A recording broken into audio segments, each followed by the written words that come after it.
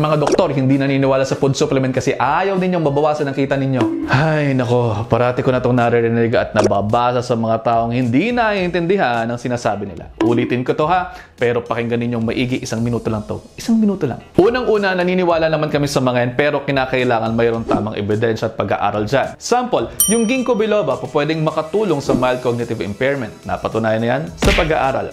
Yung ding lagundi para sa ubo. Yung gentian root, primrose flowers, sorrel herb at elder flowers nung pinagsama-sama nakakatulong sa colds. At yung iba pang mga vitamins and minerals kapag tama ang dosage po pwedeng makatulong talaga sa pagsasaayos ng vitamin and mineral deficiencies. At isa pa, kaya nga mga supplement ang tawag dyan, tulong lamang. Hindi yan mismo magiging panggamot sa inyo. Sasabihin ko na rin sa inyo, silver director ako ng USANA pero hindi naman ako nag-claim na nakagagaling talaga yan at yan lamang ang dapat gamitin sa paggagamot. Kinakailangan pa rin po ng tamang medications dahil yun ang nakakatulong talaga para sa mga chronic diseases ninyo.